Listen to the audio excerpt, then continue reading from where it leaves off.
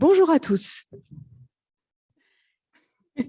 Nous allons commencer donc cette conférence sur le thème des tendances touristiques 2022. Comme chaque année, nous vous proposons de balayer un petit peu le contexte, de voir les perspectives, de voir surtout quels sont les avantages pour notre territoire, quelle est notre épingle à tirer de ce jeu-là. Et également, nous aurons l'intervention donc juste après de Valérie qui nous fera une petite introduction sur cette saison.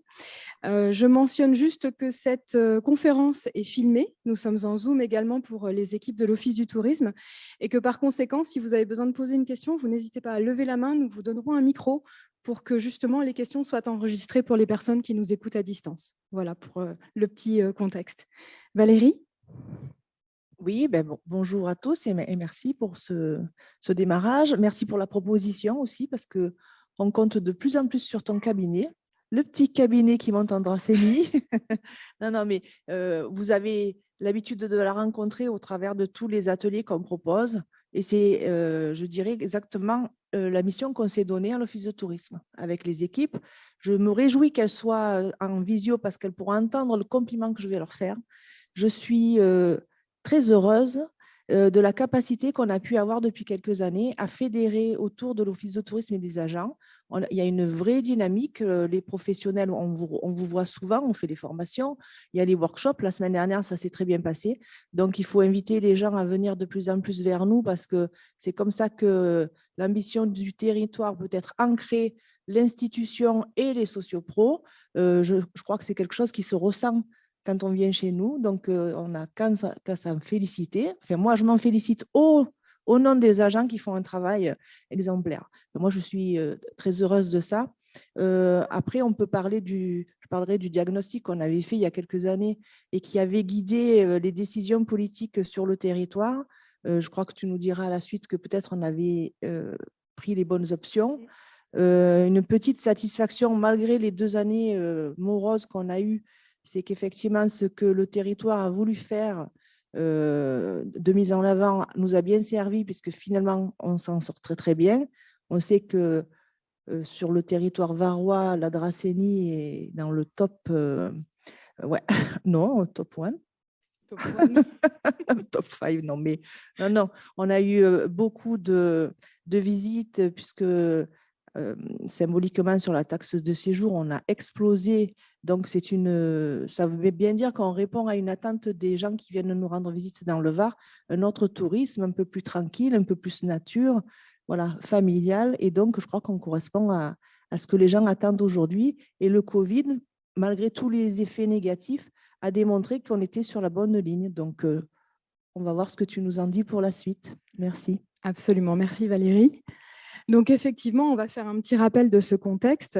D'abord, en petit préambule, aujourd'hui, vous allez avoir dans ces slides-là des informations qui sont vraiment la compilation de toutes les études qui ont été sorties sur le tourisme depuis ce premier trimestre de l'année. À la fin, vous aurez connaissance de toutes les sources que j'ai utilisées. Pour ceux qui souhaitent davantage approfondir certains points, vous n'hésiterez pas, vous pourrez aller vous aurez accès à l'information.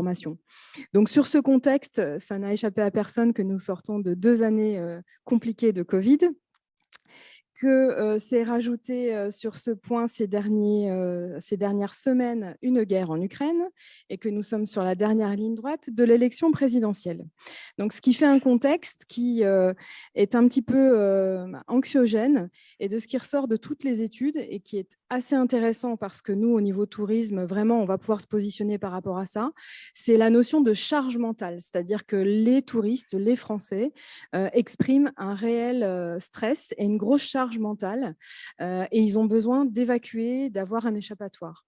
Et donc, par rapport à ça, on va pouvoir se positionner, nous, en tant que professionnels du tourisme, pour pouvoir leur offrir des propositions de prestations qui vont pouvoir aller dans ce sens. Donc, l'objectif de cette saison, c'est vraiment de sortir du stress et d'aller vers quelque chose de très positif. Donc, on a toujours et encore plus que jamais une vraie envie de voyager de la part des personnes et des Français notamment. On va voir que les étrangers, ça va être un petit peu différent. Mais par contre, on n'est plus du tout dans la notion d'insouciance. Donc, ce qui voudra dire qu'on va devoir faire attention à certains points, et notamment deux que j'ai vraiment tenu à mettre en exergue, à savoir le point sur tout ce qui est sécurité, hygiène et propreté demeure la préoccupation numéro un sur les critères de réservation. C'est-à-dire que là, on sent quand même les effets Covid, c'est-à-dire qu'on sent que c'est plus que jamais toujours là, malgré tout. On l'évoquait ce matin, on a encore pas mal de cas autour de nous, effectivement. Donc, il y a cette notion de je veux partir en vacances, mais pas à n'importe quel prix. Je vais vérifier que les protocoles sanitaires sont au point au niveau de la sécurité, au niveau des protocoles d'hygiène dans les chambres, par exemple, si on a accès à du matériel, de l'avoir nettoyé, etc. Donc ça, c'est un point auquel il va falloir prêter attention dans nos approches touristiques, parce que sinon, ça peut nous coûter assez cher. Le deuxième point, c'est la notion de flexibilité. Il y a un certain nombre de moteurs de recherche qui ont mis en place un filtre sur cette notion de pouvoir réserver, mais sans avoir de frais, si on souhaite annuler, si on veut de la flexibilité sur un report de date. Donc, cette notion-là de flexibilité, elle est à prendre en compte. Surtout, alors nous qui, sur le territoire, avons des établissements de taille plutôt modeste, il va falloir jouer cette flexibilité-là parce que les gros moteurs de réservation, eux, ils la jouent. Et du coup, ça fait partie du deuxième point où effectivement, les clients, quand ils réservent, même s'ils réservent en direct, ils vont porter cette attention sur ce point-là. Ça, je pense que vous l'aviez déjà senti pendant les années Covid, mais là, encore plus que jamais, puisqu'en fait, on se rend compte dans les sondages qu'il y a une attente déjà là par rapport aux élections. Donc, comme c'est assez imminent, je pense qu'on aura les résultats d'ici 15 jours. Il y aura un déblocage encore plus grand sur les réservations et on aura une meilleure visibilité. Mais néanmoins, ça va être un point important parce qu'il y a des doutes sur qu'est-ce qui va se passer après l'élection et par rapport à la guerre en Ukraine, comment on peut se positionner sur la visibilité qu'on peut avoir, sur les contraintes qu'on peut avoir par rapport au coût du carburant, de certaines matières, etc. Et donc ça va rentrer en ligne de compte. Et donc, c'est le deuxième point, c'est le point de la flexibilité. Donc, vous voyez dans vos activités comment vous vous positionnez par rapport à ces deux points-là pour après pouvoir aller progresser vers les points qui sont un peu plus positifs que je vais développer juste après quand même, parce qu'il y a du positif, on va le voir. Donc, les critères de choix de nos clients, on vient d'en voir deux, effectivement, c'est la notion donc, de propreté et de sécurité. Il y a un point extrêmement élevé qui arrive juste après, c'est la notion d'activité de plein air, le fait de pouvoir se retrouver en pleine nature. Donc la Dracénie a quand même une offre absolument remarquable sur ce point-là, puisqu'il y a eu un gros travail de fait sur la vigne à vélo, mais pas que, puisque nous nous situons quand même de façon idéale entre le bord de mer et le Verdon. Et par définition, nous sommes la zone verte et de respiration que les touristes peuvent trouver à proximité de leur point de réservation. Donc, du coup, il ne faut pas hésiter à proposer ou à être en partenariat avec des activités de plein air, selon si vous êtes hébergeur ou restaurateur ou autre, dans l'offre, ne pas hésiter à packager et à proposer des activités qui puissent être de pleine nature. Et aussi de pouvoir, la notion de trajet, il est ressorti énormément la notion de pouvoir arriver directement sur son lieu de vacances. Avant, on avait l'idée que le trajet faisait partie des vacances. Donc, on pouvait se dire, on s'arrête, on fait une halte à mi-parcours, on en profite pour visiter, etc. Là, ce qui est ressorti, c'est la première fois que je trouve ce point, c'est qu'ils veulent arriver de suite en vacances et pouvoir profiter. Le trajet ne fait plus partie des vacances. Donc, ils veulent arriver très vite. Donc, ça, c'est un point important. J'ai mis un gros picto sur l'euro. Je pense que vous y serez sensible. C'est la notion de budget et d'argent. Les Français ont, pour cette nouvelle saison 2022, n'ont pas mis l'accent sur la notion de budget et de tarif, puisqu'en fait, ils considèrent que pendant les 2 dernières années, ils ont pas mal économisé. Et ils ont besoin de compenser cette frustration par des achats parfois peut-être moins raisonnés, par un budget qui peut être un petit peu plus flexible. Donc, sans partir dans des choses voilà, surréalistes, mais néanmoins, ils veulent se faire plaisir. Ils ont les moyens de se faire plaisir là, même compte tenu du contexte avec ce qui s'est passé sur l'essence. Mais malgré tout, il y a eu cette envie-là de pouvoir avoir des vacances à juste prix et sans forcément regarder. Donc ça, c'est pour nous aussi un point extrêmement positif. D'accord. Dans les sources d'inspiration, c'est juste quelques points sur la notion de bouche à oreille, donc sous-entendu bouche à oreille à l'ancienne et réseaux sociaux de façon moderne. C'est le fait d'avoir envie d'aller visiter ce que les amis ou la famille peuvent nous recommander.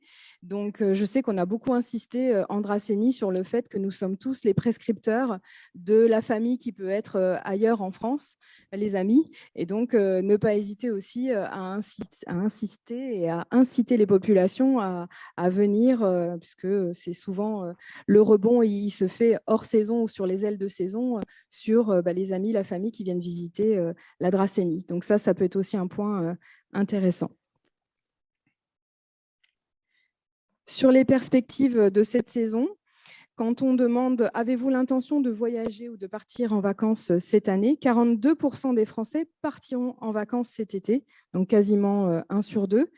Et sur cette proportion-là, on a 3 Français sur 4 qui ont l'intention de voyager en France.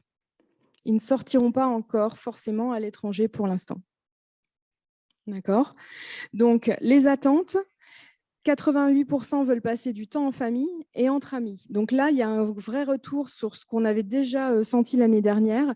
Le fait, pendant 2 ans, d'avoir été isolé ou éloigné de certains membres de la famille ou d'amis proches, cela produit qu'en fait, on veut absolument réserver nos vacances à plusieurs. Donc, on n'est pas forcément sur un modèle de vacances en famille à 4 ou à 5. Là, on est sur des réservations qui sont un petit peu plus conséquentes. Donc, ça peut être 2 familles, ou ça peut être la famille avec un couple d'amis. On est sur des modèles un petit peu plus étendus. Donc, ce qui peut être intéressant, parce que ça fait forcément augmenter les tickets moyens et les taux de réservation. Donc ça va être un modèle qui, pour cette année, sera différent des autres années. Et puis, comme je le précisais avant, avec un vrai besoin d'activité de plein air. Donc ça, c'est un point fort. Et une notion de durabilité dans les offres. Alors la durabilité, ça passe par un certain nombre de choses, on le verra tout à l'heure, mais c'est d'être sensible dans votre offre à la notion d'environnement ou de sociétal. Et puis ça, c'est assez aléatoire, vous allez me dire, mais 38% recherchent le beau temps. Ce qui me fait dire qu'a priori, on est dans la bonne région pour ça. Donc, par rapport à d'autres, qu'on ne citera pas. Mais effectivement, du coup, s'ils sont attirés par cette notion de soleil ou même parfois de plage, on est vraiment, pour nous, situé idéalement puisqu'on est vraiment à collecter tous ces critères-là au niveau de la Dracénie. Donc ça, c'est un point fort. Dans les destinations, alors là, c'est assez atypique. D'abord, effectivement, la première destination reste la Côte d'Azur. Mais vous allez vous apercevoir qu'en fait, on a des régions qui sortent du lot, puisqu'on a l'Auvergne, la Bretagne, Annecy, donc la Savoie, la Normandie. En réalité, ça rejoint les critères évoqués juste avant, c'est-à-dire qu'on a besoin d'aller dans des zones plus vertes, un petit peu moins en population ou en surpopulation. Donc la Côte d'Azur reste numéro 1, mais avec cette envie de monter vers le vert, donc la Dracénie justement répond à ça. Et puis les autres régions répondent davantage à des zones plus retirées, plus vertes, plus campagne. Ce qui est intéressant, c'est pour ça que je l'ai sorti en orange, c'est que vous aurez remarqué que nous, pour la Dracénie, du coup, nous sommes à la confluence de la Côte d'Azur, la Provence, les gorges du Verdon. Donc nous, on peut avoir 3 critères de plus rien que pour nous. Vous aurez dégagé mon côté chauvine dracénoise, mais néanmoins, c'est objectivement rationnel. Donc, nous bénéficions de ces 3 critères et ça, c'est intéressant. Les Français qui souhaitent partir à l'étranger, je voulais quand même mentionner, on a envie d'aller sur les pays plutôt limitrophes, donc Italie, Portugal, Espagne, et hors Europe, on a Canada, Japon et États-Unis. J'étais assez surprise du Japon dans les retours, mais de plus en plus, ce sont des pays émergents sur la partie touristique. Et en transport, malgré le contexte et ce qu'on a pu voir, le transport numéro 1 pour les touristes français reste la voiture, l'avion et le train. Donc la voiture, étant donné qu'ils recherchent, et là aussi c'est très cohérent, vu qu'ils recherchent d'aller dans des zones plus vertes, effectivement les moyens de transport restent quand même la voiture pour un accès plus évident. Donc, il y a une vraie tendance à rechercher plus d'espace et à se retrouver, comme on l'a dit, en famille et entre amis sur des zones moins denses. Et là, ça se retrouve complètement dans ces points-là. Donc ça, c'est à prendre en compte. Et du coup, je me suis posé la question, quid des touristes étrangers? Est-ce qu'on va les revoir un petit peu cette année? Alors, j'ai regardé les dernières statistiques de l'Organisation mondiale du tourisme.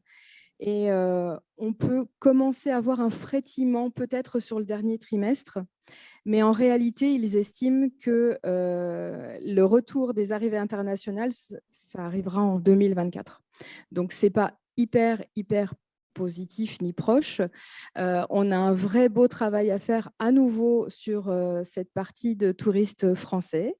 Voire limitrophes, moi j'aurais tendance à dire quand même. Mais vous voyez que la manne touristique internationale 2024, ça laisse quand même un travail à faire et ça nous permettra aussi d'essayer d'être peut-être plus performants sur cette cible-là et de travailler notre offre et notre qualité. Donc ça va être à voir.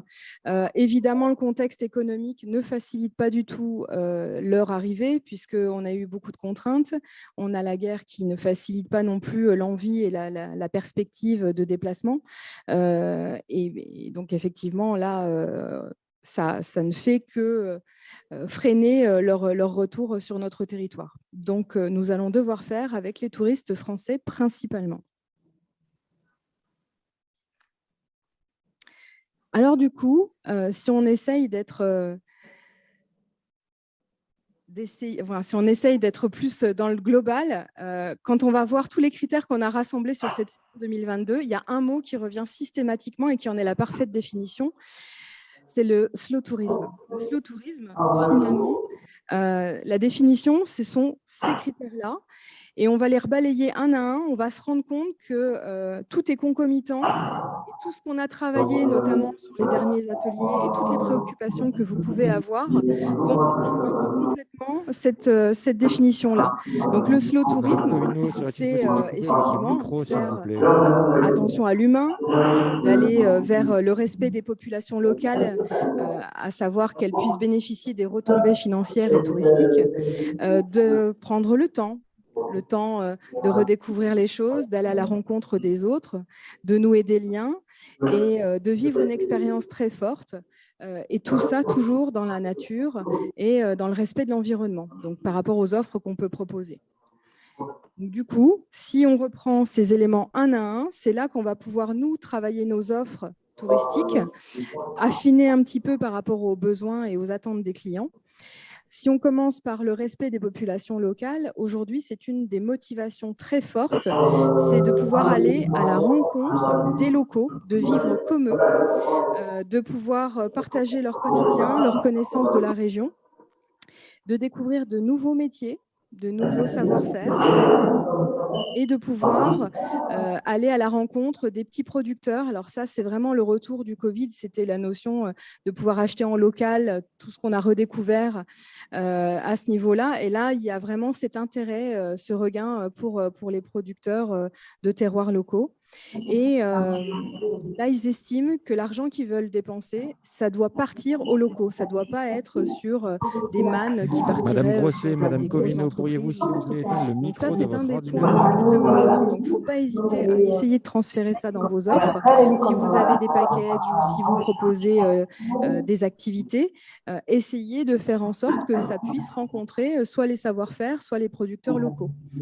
Donc ça, c'est quelque chose qui est quand même assez simple à mettre en place par rapport à l'offre que nous avons sur le territoire. La notion de convivialité qui ressort, ça, c'est le fait d'avoir un tourisme personnalisé. Personnalisé, ça veut dire qu'on peut avoir, les gens souhaitent vraiment être traités comme quelqu'un d'unique, un petit peu le VIP de votre clientèle, et de pouvoir avoir une offre qui va être adaptée, adaptable à leurs besoins, basée sur le relationnel, d'avoir des gens qui vous accueillent avec le sourire. Alors, on répète ça toutes les saisons, mais si on le répète, c'est parce que ce n'est pas le cas partout. Donc, on va essayer d'insister encore là-dessus. On est des professionnels du tourisme. Notre première qualité, c'est l'accueil.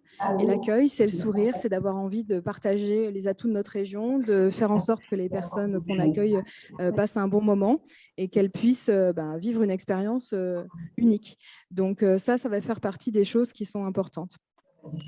Nouer des liens, donc dans la convivialité, on a évoqué ça, mais ça, c'est vrai que j'insiste parce que ça va être un nouveau format, le fait de partir en famille ou entre amis, cette notion de reprendre les relations qu'on avait un petit peu perdues depuis 2 ans, le fait de pouvoir partager des activités ensemble à nouveau et de revivre des moments, de recréer des moments, et donc tout ce qui va être la notion de se faire des souvenirs en réalité, et on va le retrouver aussi dans le terme d'expérience client. Ça va être un point aussi qui va être extrêmement fort.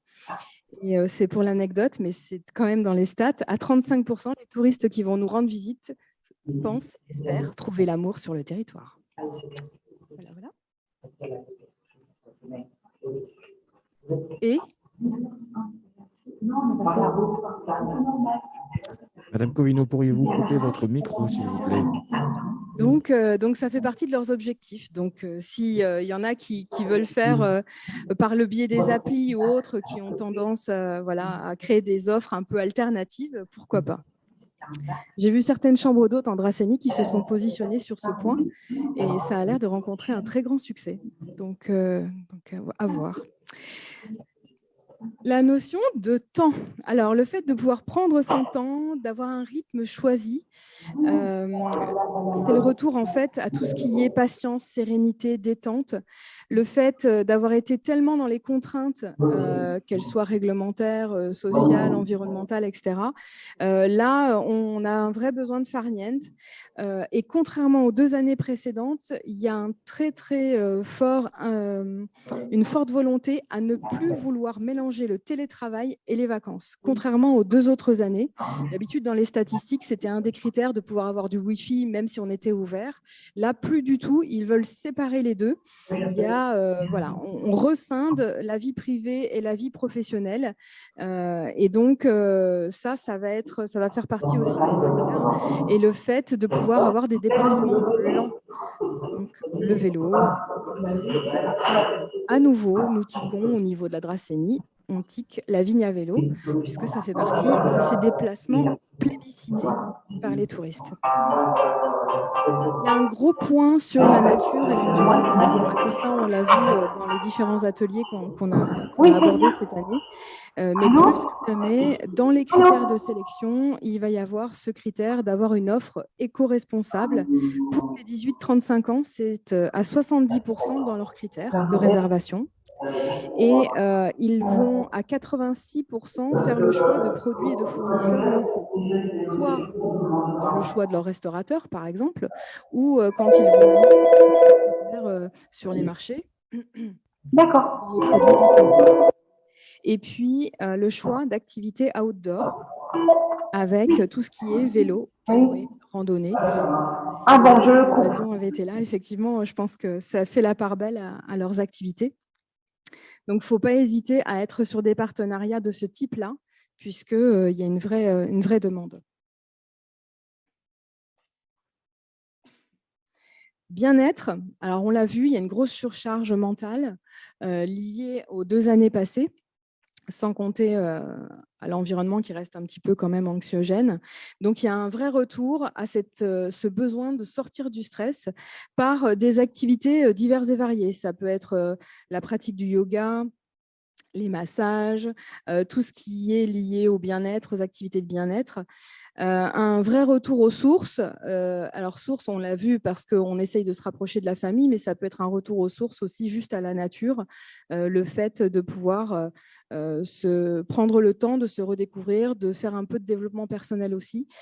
Et donc, pour ceux qui ont des offres qui sont liées à ce type d'activité, c'est tout à fait pertinent parce qu'il y a un vrai besoin de pouvoir proposer une façon de déstresser.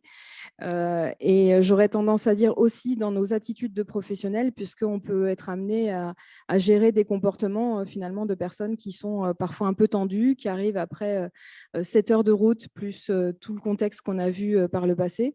Et du coup, c'est bien de pouvoir être suffisamment calme pour pouvoir gérer ces personnes qui arrivent et les aider à rentrer dans cette atmosphère vacances, oisiveté, etc. Donc, c'est à nous aussi, quand ils mettent le pied ici, dès les premières minutes, de sentir que les vacances commencent et que voilà, on va pouvoir rentrer dans quelque chose d'un peu plus détente. Alors ça, c'est mon cheval de bataille, la notion d'expérience client. On a eu pas mal d'ateliers sur ce thème-là aussi.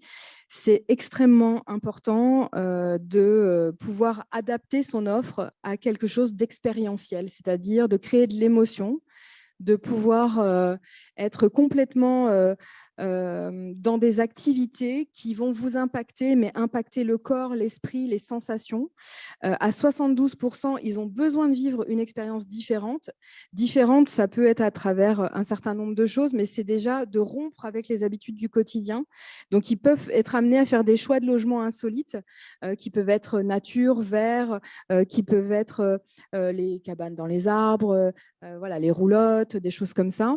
Il y a un retour fort de tout ce qui est camping et glamping. Glamping, camping glamour. Voilà, donc c'est une offre, on en a en plus en Dracénie, il me semble. Et du coup, voilà, c'est une offre qui est assez large au niveau expérientiel. Ils souhaitent découvrir des destinations qui sortent un peu des sentiers battus, un petit peu comme si on pouvait aller à la rencontre d'un hébergement qui est un peu méconnu ou qui n'est pas forcément connu du grand public, comme si on était les premiers finalement à pouvoir avoir accès à ce type de lieu, être complètement dépaysé mais en restant en France. Donc, c'est cette notion d'expérience. Pour les plus courageux, c'est ceux qui ont une grosse recherche de sensations fortes. Il y a des besoins d'activités extrêmes. Donc là, ça peut être voilà, du parachute, des choses un peu plus fortes. Mais juste le fait d'être dans de l'expérientiel, dans les offres qu'on propose, à nouveau, c'est un point qui répond complètement à leurs besoins. Donc, du coup, comment on va pouvoir se positionner dans ces nouveaux modèles économiques ? Si on fait le résumé de cette situation-là, eh bien, quelque part, il se dégage un tourisme de bien-être qui est extrêmement fort. Donc, le bien-être, c'est assez large. Ça peut partir de la notion de spa à la notion de randonnée, de nature, de découverte, etc. Vous l'aurez compris, il y a cette charge mentale que les gens veulent absolument cet été lâcher complètement. Donc, toutes les activités qui vont pouvoir leur permettre de partir vers quelque chose de beaucoup plus serein, ce sera quelque chose qu'ils privilégieront. Il y a un tourisme de région qui se dégage complètement. Cette notion, on l'a vu dans les statistiques de destination, bien sûr, toujours la Côte d'Azur, mais derrière, il y a une recherche de petits coins beaucoup plus verts, beaucoup moins fréquentés et qui vont nous permettre d'être dépaysés tout en restant quand même sur des zones régionales. Il y a une volonté d'être dans des endroits beaucoup moins pollués et de pouvoir soutenir les petits producteurs. Et donc ça, c'est aussi une opportunité parce que pour les territoires qui sont un peu moins connus que d'autres, eh bien, ça permet de tirer son épingle du jeu. Et donc nous, notre offre, pour le coup, à nouveau, répond parfaitement à ces critères-là. Le tourisme expérientiel, donc on vient d'en parler un petit peu, c'est le fait d'être dépaysé par l'offre, par ce qu'on va pouvoir vivre en termes d'activités à sensation, et surtout des activités qui vont nous faire découvrir de nouvelles choses. Donc, outre les sensations, ça peut être simplement d'être dans la découverte d'un métier, d'aller voir un vigneron, de partager le quotidien peut-être des vendanges, tout ce qui va faire qu'on va sortir de son contexte habituel, de découvrir de nouvelles personnes, un nouveau métier, un nouvel environnement. Pour eux, le dépaysement passe vraiment par cette rupture avec leur quotidien. Donc ça, c'est très important. La notion de durable, alors ça, je vais vraiment beaucoup insister là-dessus. C'est vraiment, dans les critères, vous l'avez vu tout à l'heure, un point déterminant. Nous, en tant que professionnels du tourisme, sur un certain nombre de points, on peut agir et surtout, mettez-le en valeur, communiquez sur les actions que vous faites déjà sur le durable. Le durable, ça comprend, pour le rappeler, le social, le sociétal et l'environnemental. C'est quand même 3 points où un certain nombre d'entre vous avaient fait des efforts, mais il ne faut pas hésiter à mettre en avant, communiquer sur sur vos petits gestes du quotidien, parce que les touristes vont être très sensibles à ça. Donc, si on reprend sur les points, l'environnemental, c'est si vous faites des économies d'eau, du tri sélectif, tout votre positionnement sur ce point-là, sur le fait aussi de sélectionner dans vos fournisseurs et dans vos produits d'entretien, par exemple, des produits labellisés ou des produits verts, bio, locaux, pour les restaurateurs notamment. Ça va vraiment être un point déterminant et je pense que, outre les besoins des clients, globalement, c'est ce vers quoi on doit tendre tous pour être dans une économie plus vertueuse et plus locale. Et donc, ça, c'est un point déterminant dans leurs critères à nouveau. Et puis, le tourisme de lien, c'est faire en sorte, puisqu'on sait qu'ils vont partir en famille et entre amis, c'est comment vous allez pouvoir adapter votre offre à cette cible-là, avec cette notion de rencontrer des locaux. Donc, ça peut être soit par des formes d'hébergement qui vont permettre de proposer, alors il y a le camping qui répond à ce critère-là, mais je pense à des hôtels qui ont moyen d'avoir des chambres communicantes ou de pouvoir avoir des offres qui soient complètement adaptées, avec des packages, encore une fois, qui répondent à ces critères-là, ça peut être tout à fait pertinent. Donc, vous voyez que votre positionnement dans l'offre, vous avez des critères qui permettent quand même de pouvoir ou évoluer ou mettre en avant vos actions. Je trouve que c'est ce qui est beaucoup ressorti, notamment sur les ateliers qu'on a fait ces derniers temps sur tout ce qui pouvait être handicap, mais pas que. C'est qu'il y a eu beaucoup d'actions de fait auprès des professionnels, mais que vous n'avez pas mis en valeur, vous ne les avez pas valorisées. Donc, n'hésitez pas sur vos réseaux, votre site internet, à dire les actions que vous menez au quotidien pour lesquelles vous avez des vraies intentions. Parce que les clients, aujourd'hui, sont sensibles à ça. Et donc, ça, c'est un point déterminant. Sur le long terme, alors les tendances qui risquent en tout cas de perdurer, je parle à l'instant T, ce qu'on disait ce matin avec Yannick, c'est le fait que tout peut bouger. On sait qu'on est dans un contexte économique assez atypique pour le moins. Et donc du coup, bien sûr, ces tendances, on pense que cette notion d'expérience client, le fait de vouloir vivre des choses uniques et sensationnelles, émotionnelles, à 71%, on pense que c'est une tendance qui va perdurer. Donc, l'expérience client, c'est définitivement un point de l'offre qu'il faut absolument travailler, la notion d'expérientiel et d'émotionnel dans les offres. Le deuxième point, c'est la notion de responsable, donc sous-entendu durable, cette notion écologique, de pouvoir se déplacer d'une façon peut-être plus saine, d'avoir un mode de vie plus local, et puis de pouvoir vivre comme un local. Et comme un local, on a vu qu'il y avait des développements aujourd'hui de tendances touristiques sur le fait de pouvoir avoir participé, par exemple, aux travaux agricoles et en échange du gîte et du couvert. Voilà, il y a un certain nombre de tendances qui montrent qu'on veut sortir de notre quotidien, apprendre à mieux connaître l'autre, à mieux connaître de nouvelles pratiques, de nouveaux métiers. Et donc, ça peut être pris en compte aussi dans les offres. Alors, le but, ce n'est pas de trouver de la main-d'œuvre auprès des touristes. Vous ne les faites pas servir en salle parce que vous voulez leur faire découvrir votre métier. Ce n'est pas tout à fait dans ce contexte-là. Mais néanmoins, voilà, c'est de pouvoir être à la découverte au plus proche des populations locales. Donc ça, c'est un des gros points forts.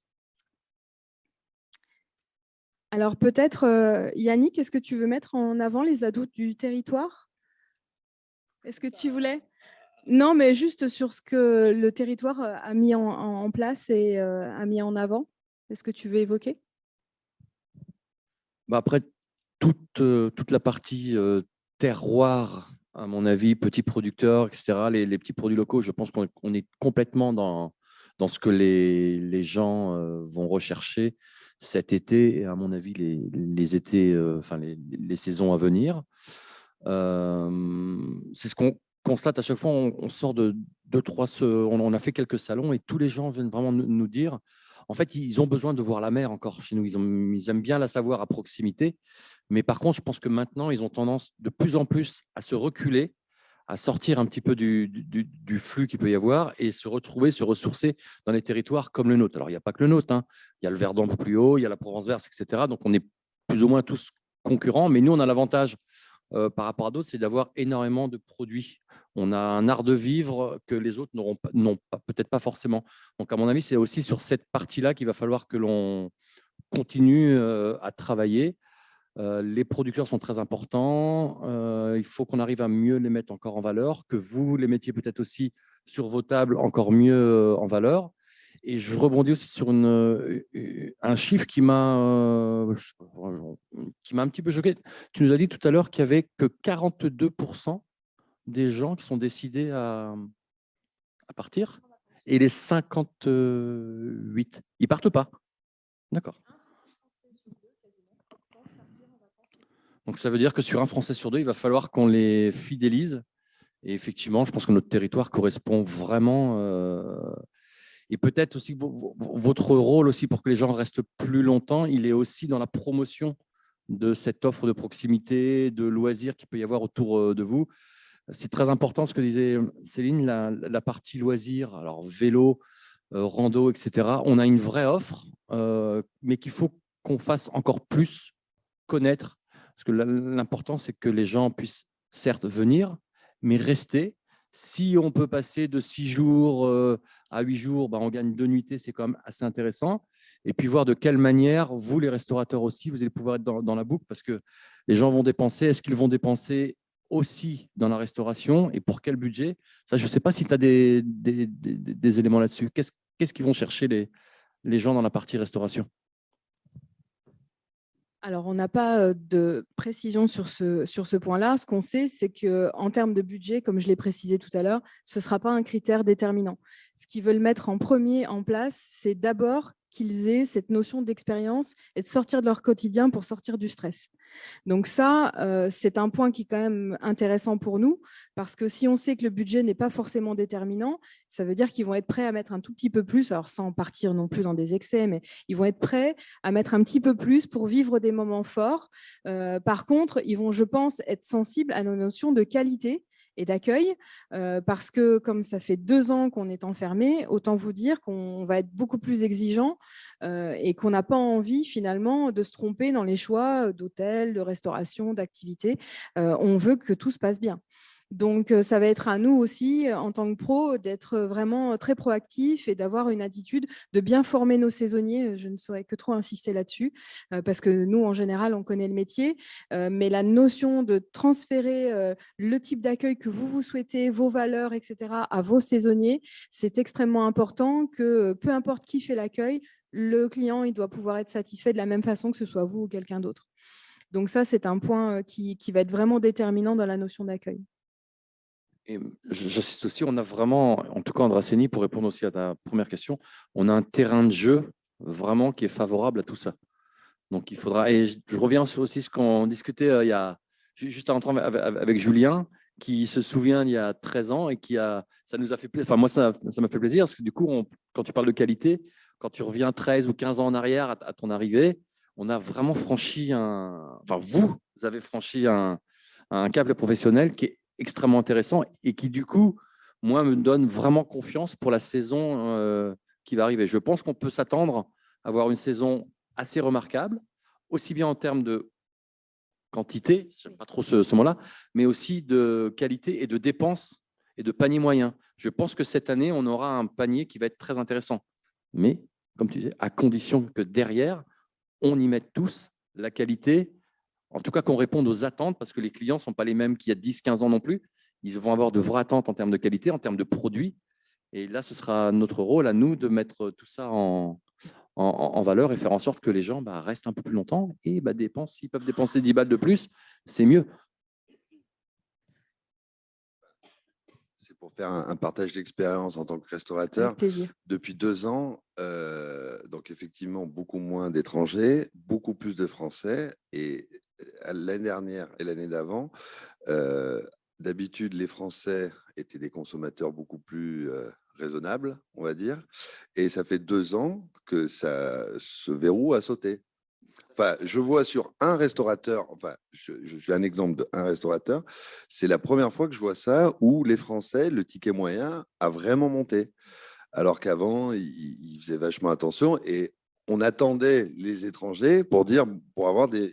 Et là, depuis 2 ans, ça a sauté complètement. Et moi, ça correspond à ce que tu viens de dire. Comme il y a 42% seulement qui vont partir en vacances, mais ça veut dire que une partie de nos locaux vont rester ici. C'est ça. Et on a quand même aussi ce panier-là qu'il faut, parce qu'on a beaucoup travaillé, nous, en Dracénie, aussi pour que les locaux soient bien dans leur territoire tout au long de l'année. Et le tourisme, on ne le travaille pas que pour les touristes, ceux qui viennent de l'extérieur, c'est pour le cadre de vie. Et donc, la bonne connaissance de son territoire, parce qu'on le voit quand on fait nos expériences, les éductours, que déjà les pros, entre vous ne connaissez pas forcément. Quand on fait intervenir, on voit qu'à chaque fois, on a fait découvrir des perles et que les gens disent on reviendra, on va amener les familles et tout ça. Donc, c'est aussi la communication qu'on a entre nous sur le territoire qui va faire que ce panier-là, puisque s'ils vont pas, même ici, ils ne vont pas partir. Donc, enfin, majoritairement, ils ne vont pas partir et ils vont consommer chez nous. Et je crois qu'il y a un message fort à dire. On ne travaille pas que pour l'extérieur, on travaille pour vous aussi tout au long de l'année. Et les gens, ils ont besoin de l'entendre, ça. Que tous les efforts, parce que l'investissement qui est fait chez nous, la partie politique, les gros investissements, parce que tous les maires sont d'accord, il faut que tout le monde comprenne bien que c'est aussi pour le local qu'on travaille. Mais il faut que les particuliers sachent que ce n'est pas juste, parce qu'il y a toujours ce cliché de faire venir trop de monde et ce n'est pas ce qu'on veut chez nous. Et donc là, je crois qu'on est sur le bon équilibre et ça pourrait bien se voir cet été. Donc, une belle consommation avec des dépenses. Évidemment, ils ne dépenseront pas forcément sur leur trajet. On peut espérer qu'ils dépenseront bien sur nos activités de loisirs, les restos et tout ce qui est événementiel dans les communes. On pourrait avoir une année très, très belle. Et pour rebondir sur ce que tu disais, même le département met aussi de plus en plus d'argent sur la communication au sein même du département et de la région. C'est-à-dire qu'eux aussi ont compris qu'il fallait qu'on valorise aussi nos locaux pour qu'ils deviennent les meilleurs ambassadeurs du territoire. Le département, maintenant, fait des actions qu'il ne faisait pas il y a 1 an, des actions en local, voire en très local. Et ça, c'est aussi la preuve que un touriste, c'est aussi… nous sommes touristes. Quand on va au restaurant le samedi soir, on peut être considéré comme des touristes, même s'il n'y a pas la notion de nuitée. Mais la notion d'amour du territoire, d'être ambassadeur de son territoire, elle doit devenir pour tout le monde naturelle et c'est à nous de la faire travailler. Oui, Jeff.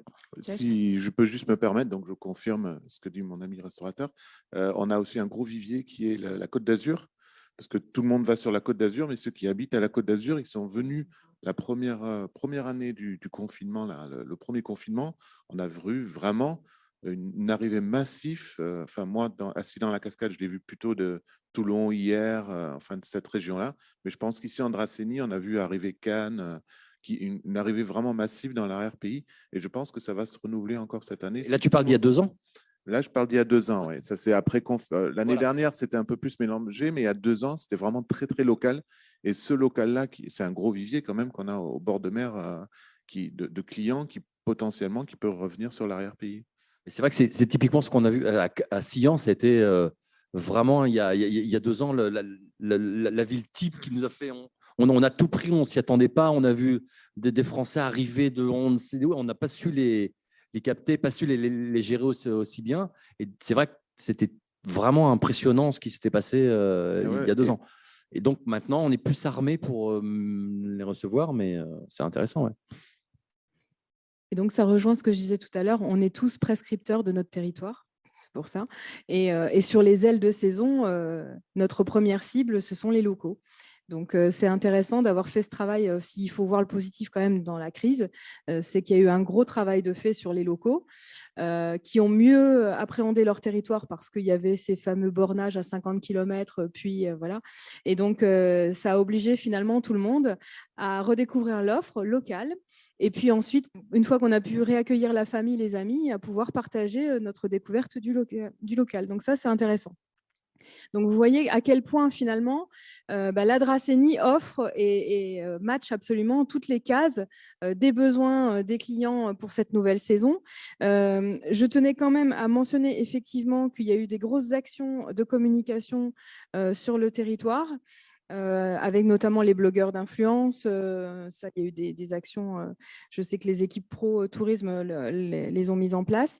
Et je voulais aussi quand même vous mentionner, parce qu'il y a une grosse campagne, je ne sais pas, Valérie, si tu veux en dire un mot, mais sur Atout France, qui a lancé, c'est tout frais, hein, en avril, 10 marchés de proximité pour faire en sorte que les touristes étrangers de ces pays-là, donc Allemagne, Angleterre, Belgique, Suisse, etc., viennent à nouveau en France. Et donc, avec le hashtag Explore France 2022.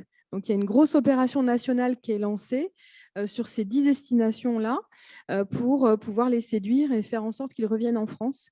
Donc, c'est pour ça qu'on espère aussi, je pense, dans les premières stats, avoir des étrangers qui reviennent sur le dernier trimestre, peut-être aussi une conséquence de cette campagne-là qui est partie là très, très forte. Donc, ça va être aussi un point d'ancrage, même si on a bien compris que le touriste français reste notre première cible pour cette saison-là. Absolument. Oui, oui. La campagne est lancée depuis là le 1er avril. D'accord ? Et d'ailleurs, c'est pour ça aussi que tout à l'heure, j'avais mis le hashtag slow tourisme. N'hésitez pas à le mettre, puisque clairement, vu que la définition du slow tourisme correspond à tous les critères recensés par les besoins des touristes, c'est la meilleure définition à tous ces points sur le durable, l'expérientiel, etc. Il y a un mot qui résume tout ça, c'est le slow tourisme. Donc, n'hésitez pas dans vos publications, pour les friands de réseaux sociaux, à mettre le hashtag slow tourisme. Vous allez avoir accès à une grande communauté sur ce point-là. Moi, j'avais fait Ah, évidemment. Ça... Moi, j'ai mis en route, cette année, c'était mon objectif de faire le slow food, de me diriger plus dans le slow food. Donc, ça rejoint totalement le slow tourisme, en fait. Absolument. Alors, la gastronomie locale aussi qui fonctionne, mais n'oubliez surtout pas de mettre Dracénie, Provence, Verdon, les fondamentaux, parce que c'est à reprendre, ça n'est pas mis sur les sites internet, ça prend 5 secondes de rouvrir votre site internet et de mettre, certes, Côte d'Azur, Provence, en Dracénie, à l'Orgue, à Sillan, aux Arcs-sur-Argent, mais n'oubliez pas les basiques. C'est le plus important. Taguer éloge de la lenteur. C'est ça, les fondamentaux. Donc, Dracénie, Provence, Verdon. Vous avez aussi des vidéos qui ont été mises à disposition. Vous avez beaucoup d'outils de communication créés par la Dracénie sur les points d'intérêt pour nos différents petits villages, etc. Donc, n'hésitez pas à utiliser. Cette semaine, j'ai encore utilisé sur le nouveau site internet, d'ailleurs, qui est très bien. Allez le voir, utilisez vraiment tout ce qui est mis en place. Il y a des systèmes de filtres qui vous permettent d'avoir une offre. Moi, je m'en suis servi pour un professionnel. Je lui ai sorti la fiche PDF des marchés locaux de tel village. Vous avez accès aux petits producteurs. Vous pouvez filtrer, mettre des filtres croisés.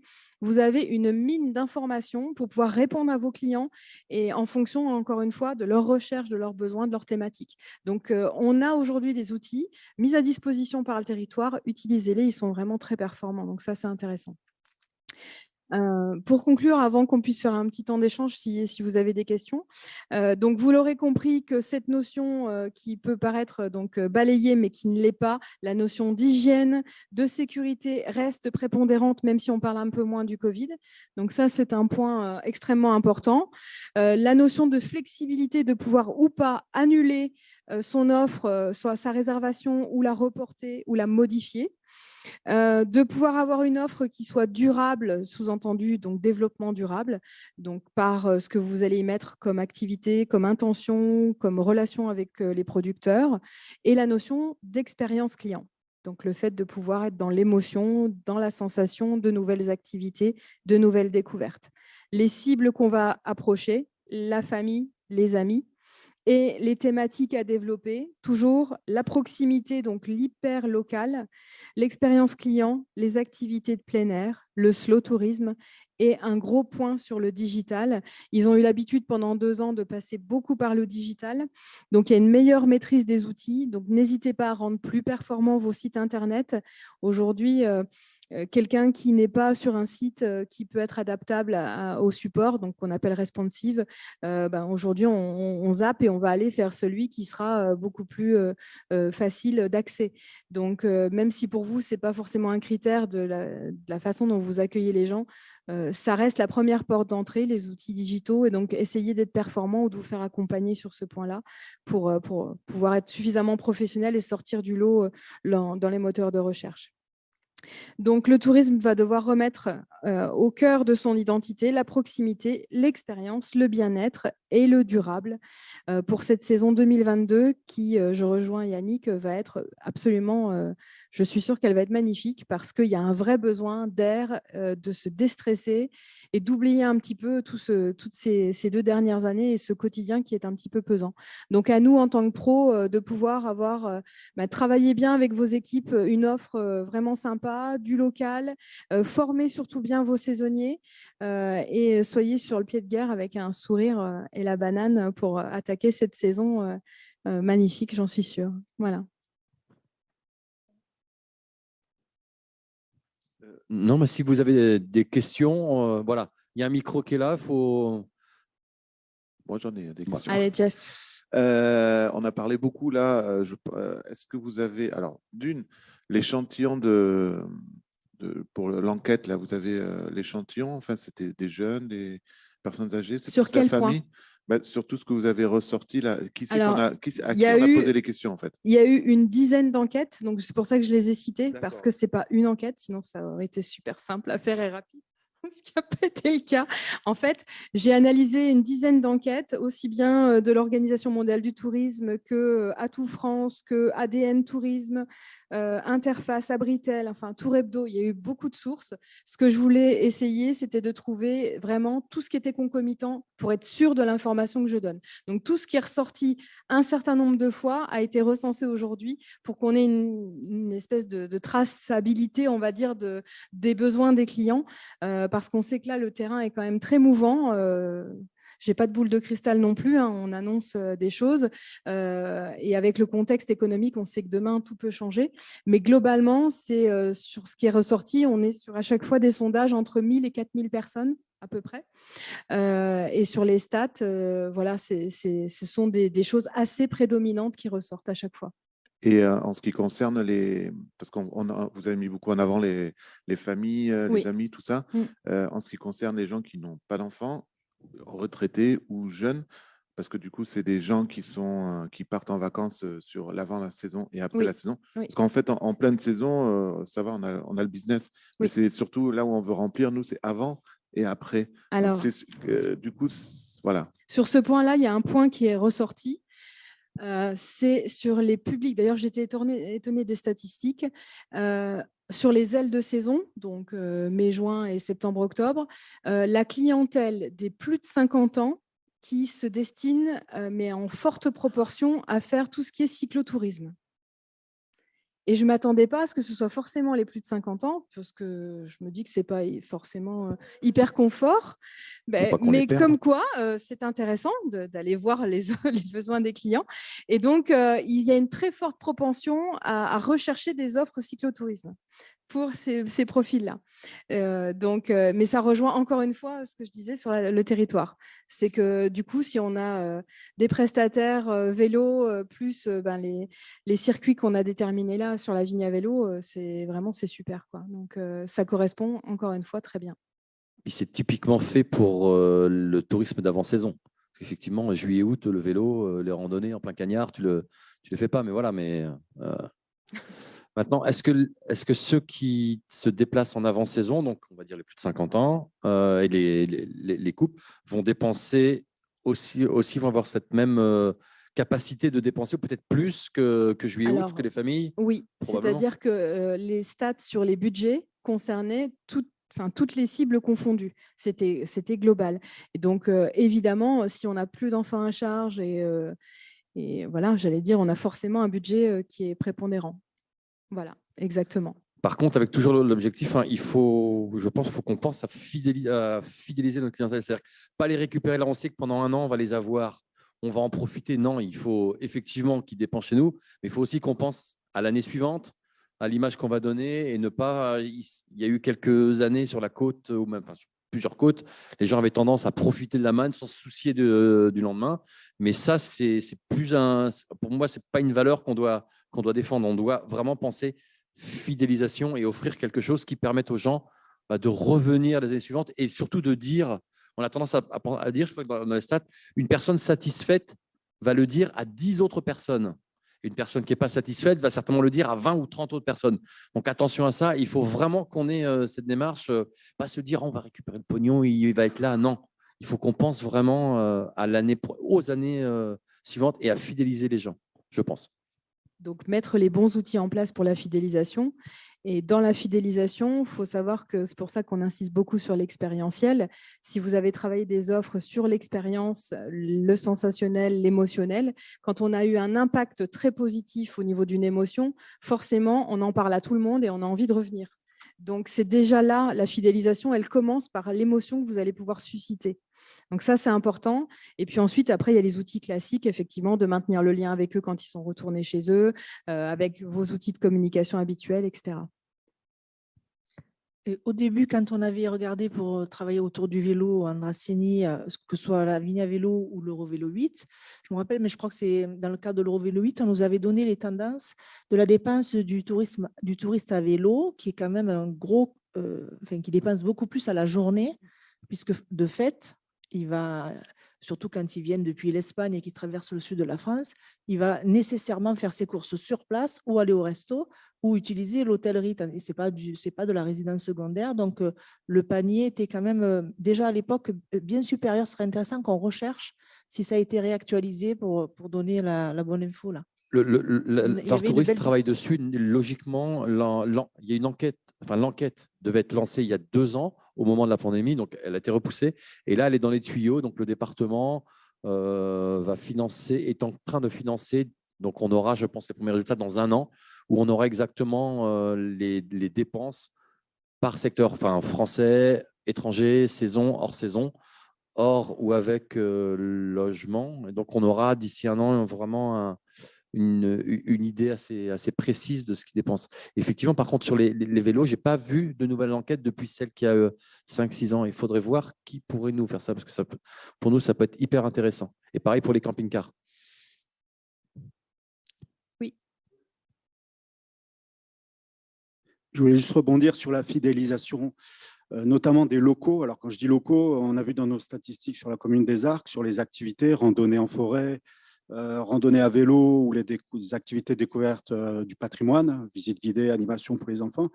Beaucoup de gens viennent du 06, de la région toulonnaise, voire même du limite 13. Et en fait, on se rend compte qu'ils viennent et reviennent. Et c'est là où on va essayer de fidéliser cette clientèle-là, parce qu'au moins, c'est notre fond de roulement sur une activité toute l'année, donc de mai jusqu'à septembre-octobre. Et après, c'est vrai qu'au niveau du tourisme, on met en place un certain nombre d'activités, mais on cherche vraiment à cibler les locaux pour qu'ils viendront une année pour une rando en vélo, la fois d'après pour une randonnée en forêt, etc. Mais on l'a bien ressenti sur les statistiques qu'il y avait beaucoup de gens qui venaient pas si loin que ça, à 1h et quart de route pour passer la journée. Voilà. Donc, on est sur de l'excursion, tu n'as pas de nuitée sur ces gens-là? Oui, on est plutôt sur de l'excursion avec peu de nuitées, c'est vrai. Mais voilà, mais bon, sur nos activités, ça nous permet. Ah oui, non, mais c'est important. Non, c'était pas une question, c'était pas une critique, mais c'était une question justement pour savoir si ces gens-là, on pourrait imaginer que les gens du 13, limite 13, puissent passer un petit week-end, tu vois, au moins une petite nuit sur un week-end. C'est peut-être des choses alors ça, pourrait gagner. Je rebondis. Je dirais c'est là où notre limite à nous, elle existe. Où les partenaires devraient intervenir, ce sont tous les hébergeurs qui sont sur le territoire de la commune et qui pourraient utiliser nos produits pour faire des packages avec hébergement, voire même restauration sur un week-end, en disant, voilà, tel jour, on va faire une randonnée en vélo, le lendemain, on va faire une visite guidée. Voilà. Mais ça, c'est, je dirais, presque un de nos partenaires hébergeurs locaux de les mettre en place et de les commercialiser. Oui, ça, c'est aussi le rôle de l'Office de tourisme, pour le coup, de mettre ça en… Tout à fait. C'est ce qu'on parle, on parle d'appropriation. L'appropriation locale, elle est aussi celle des hébergeurs. Est-ce que nos hébergeurs jouent le jeu à fond de la Dracénie, de nos produits? On peut se poser des questions. Il y en a beaucoup qui communiquent encore sur Saint-Tropez. Ouais. Et du coup, je peux comprendre, mais du coup, ça peut nous pénaliser aussi pour ce genre d'offres. C'est ce que je ressens en discutant avec certains hébergeurs. Alors, il y en a, ils sont déjà sensibilisés, ils mettent déjà en place un certain nombre de choses. Mais les autres, à part le fait d'avoir coché la nuit, c'est bon, c'est réservé. Bon, ils mettent un peu de dépliant et encore, il faut être là, faire de l'accompagnement, de l'assistance, relancer, etc. Mais il n'y a pas encore cette démarche de se dire, voilà, sur l'année, en Dracénie, il se passe tel événement, il y a telle activité, je crée un produit sur un week-end sur voilà, quelque chose de glamour, sur terroir, le fait du miel, sur de la randonnée au mois de mai, etc. Et là, c'est bon, pour l'instant, tant que la nuitée est cochée, le reste… C'est pour ça aussi que j'ai insisté sur la notion de package un certain nombre de fois, détourné mais néanmoins dit, c'est qu'effectivement, plus vous aurez des offres qui peuvent mettre en valeur ou une activité ou un petit producteur ou une découverte, mieux ce sera dans les deux sens, hein, parce que le petit producteur, si vous le faites travailler toute l'année, il saura aussi, lui, faire le retour.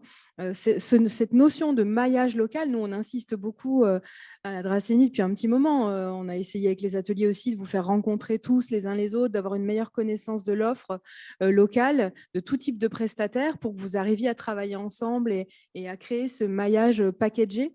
Mais ça, c'est vraiment très important.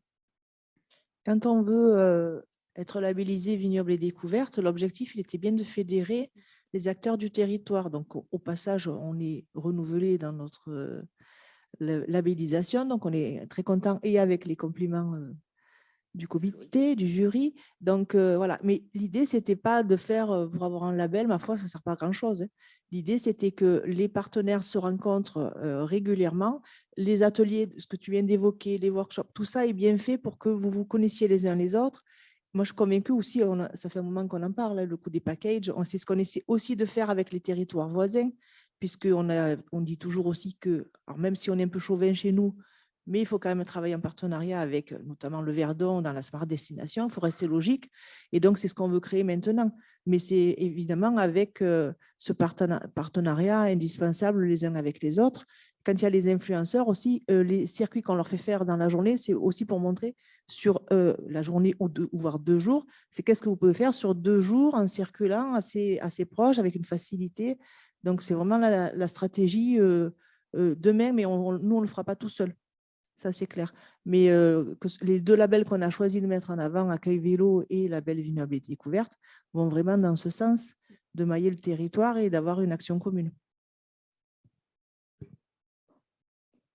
Pour le hors-saison, moi, ce que j'ai vu par rapport à différentes connaissances, il y a aussi au niveau entre hébergement et type d'hébergement et capacité, c'est-à-dire que soit vous avez des chambres d'hôtes qui vont être ouvertes à l'année, mais là, ça va être pour couple ou couple et enfants proches.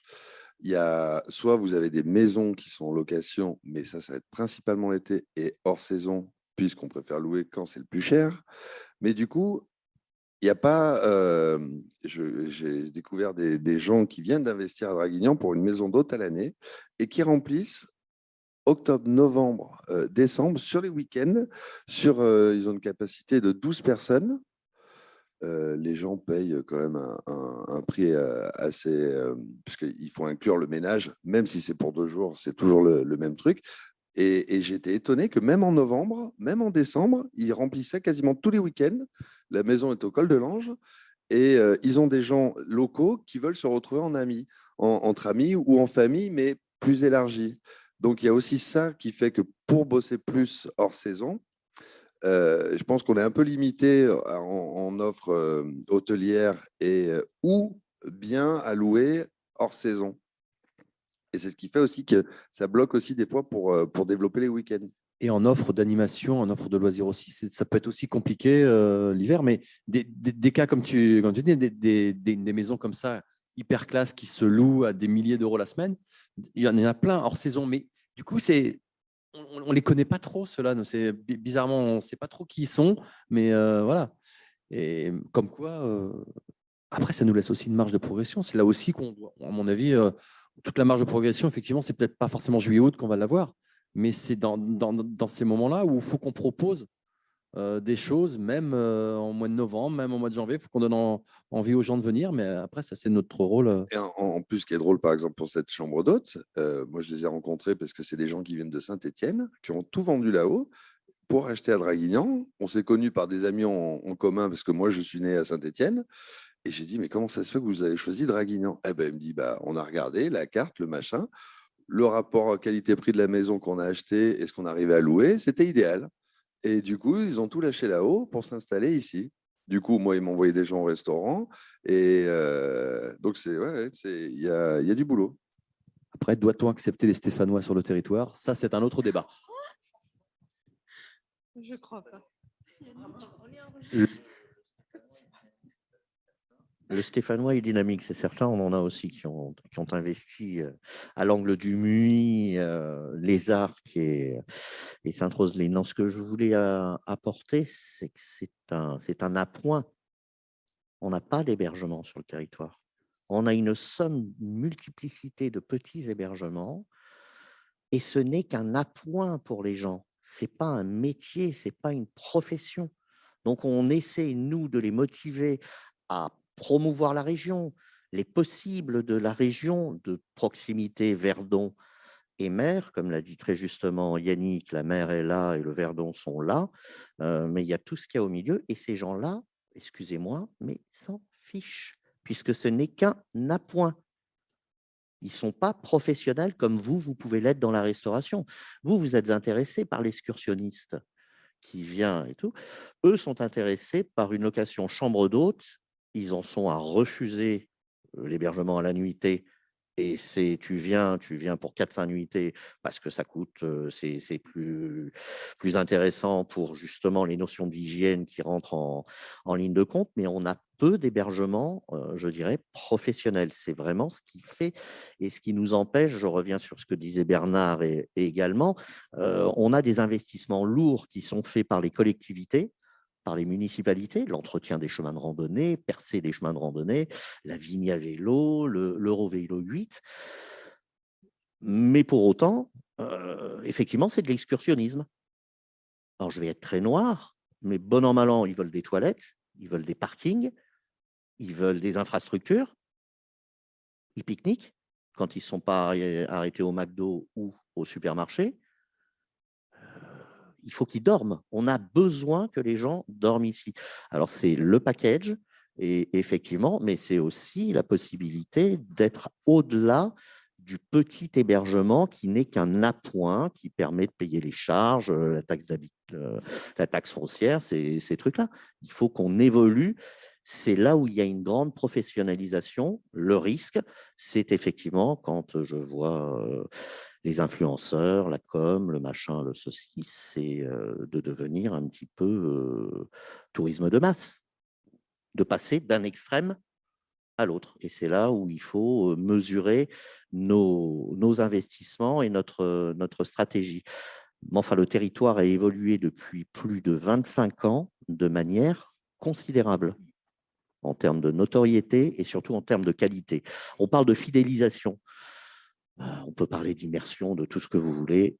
La fidélisation, elle se fait que sur un truc, sourire, bonjour, au revoir, merci, qualité. Encore une fois, les fondamentaux. Le reste, le territoire, il a tout. Encore une fois, c'est un énorme parc de loisirs accessible. On a des problèmes, heureusement qu'on a la forêt du Muy, la forêt des Arcs et qu'on a le Verdon, mais après on a des problèmes pour accéder parce que tout est vert, mais tout est privé. Donc il faut professionnaliser aussi les prestations nature et pas outdoor. On peut parler nature puisqu'on est dans l'immersion, on est dans l'expérientiel, parlons français. Ça fait aussi partie des fondamentaux qu'il faut vivre. Parler de gastronomie locale, je reviens sur le slow food.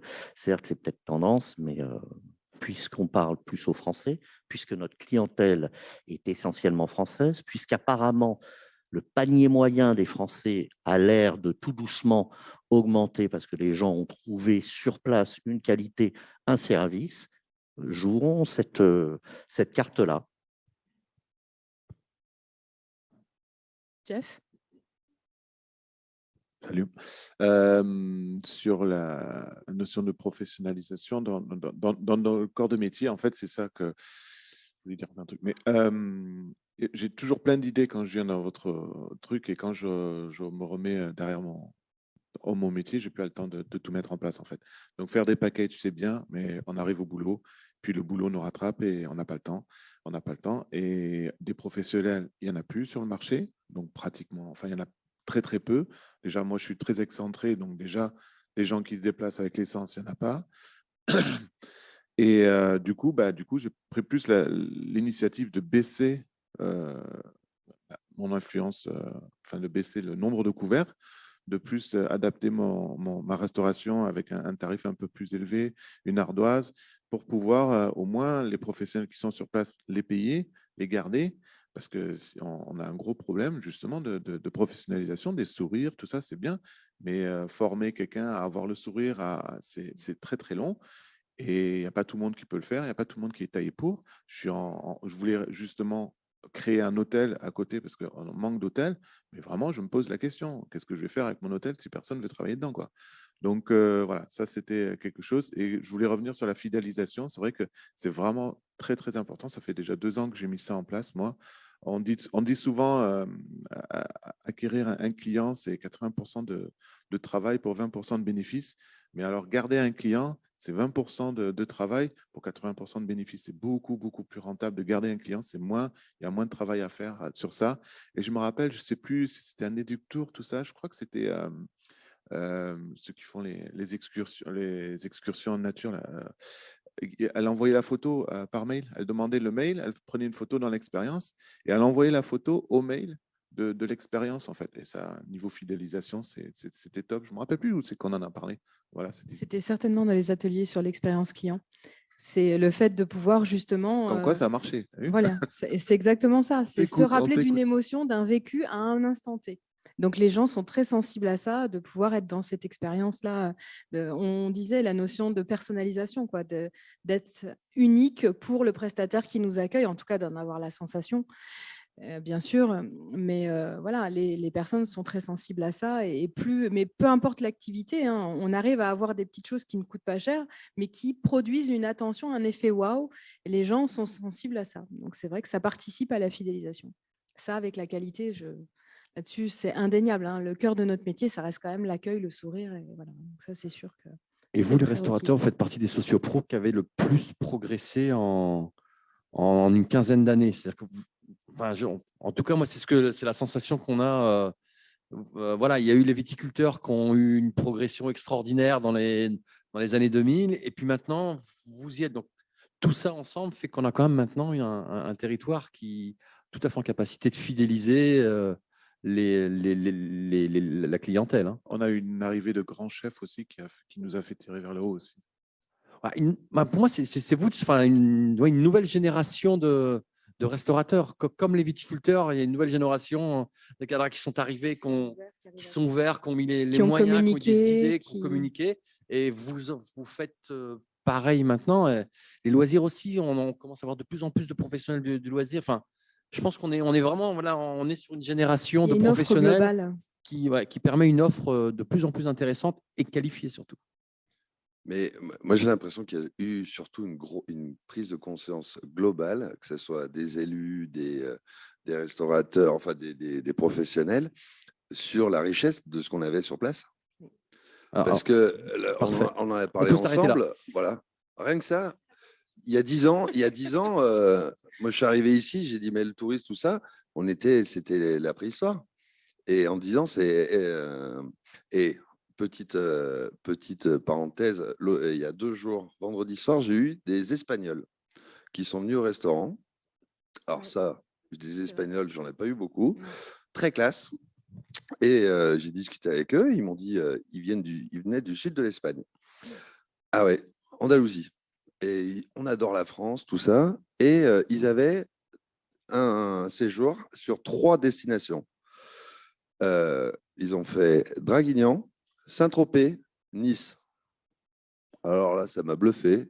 Et pourquoi Draguignan? Tu leur as demandé? Il m'a dit on est tombé dans un hébergement qui nous plaisait, machin, et puis on a vu les sites, tout ça. Voilà. Donc voilà, Draguignan, c'est seulement qu'après qu'ils vont voir Saint-Tropez. Ça fait quand même plaisir. Donc voilà, c'est à partager.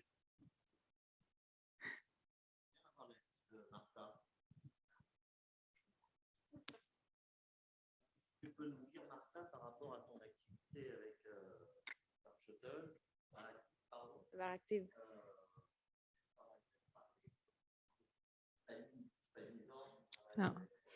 Martha, Varactive Shuttle, Oui. donne-nous ton retour. Et nous, on fait des transports touristiques, des découvertes et aussi on fait des transferts, aéroport, gare. Alors, c'est vrai qu'on travaille plus sur les transferts et d'aéroport, gare que les parcours touristiques. Que nous, on a créé en 2014 Varactive pour ça, pour la découverte de la région, parce qu'on a vu, comme Julien il a dit, qu'il avait un manque de cette découverte. Et on était presque toutes seules. On se sentait toutes seules en 2014. Mais après, c'est vrai qu'on a vu que tout ensemble, ça remontait. Alors là, c'est énorme pour nous d'être soutenus et de voir que tout le monde est dedans. C'est très bien. Et nous, on a plutôt des clients étrangers, pas des locaux, pas des Français, que on doit, avec Céline, on a parlé de ça, on doit travailler sur ça, sur notre proposition d'entreprise. On a l'expérience du tourisme espagnol, parce que c'est vrai, on a vécu avec Gaëtan à Barcelone et on a vu que les Espagnols, ils sortaient dans une petite vacance qu'il avait, ils sortaient à l'étranger, toutes. C'était incroyable. Et nous, on a commencé à attirer ce tourisme espagnol parce qu'on a vécu là, on a des contacts. Et ils venaient à Draguignan parce que c'était pas loin, on peut dire, de la frontière. Bon, 6 heures, une voiture, ils partaient, normal. Et il était très content qu'une personne qui parlait espagnol aussi, c'est l'accueil. Et on a fait tous les parcours de la Dracénie en espagnol, que ce n'est pas évident parce qu'il n'y avait rien pour les Espagnols. C'était qu'en anglais, italien. Alors, ils se sentaient un peu seuls de dire on ne comprend rien. Personne parle anglais et il n'y a rien pour les Espagnols. Alors, on a essayé d'attirer l'Amérique latine et l'Espagne surtout, mais à cause de la COVID, tout s'est stoppé il y a 2 ans. Alors, c'est là pour ça qu'on doit recommencer une autre fois à ce tourisme français local. Oui, c'est ça qu'on doit travailler nous comme Varactive. Mais bon, et nous, et Jeff, il a parlé de ce problème des packages, de créer des packages. Et pour nous aussi, c'est un problème. Comme il a dit, nous, moi aussi, ici, je sors, mais avec plein de projets que je veux tout faire. Mais une fois que j'arrive à la maison, parce que c'est notre entreprise, et avec Gaëtan, on n'est que 2 pour tout gérer. On fait les transports, les sites web, les réseaux sociaux, on fait tout. On n'a pas le temps de créer un package. Nous, on veut créer des packages. On veut, mais on ne sait pas comment. Vraiment, on ne sait pas comment. Oui. Bon, merci. Merci, Martha.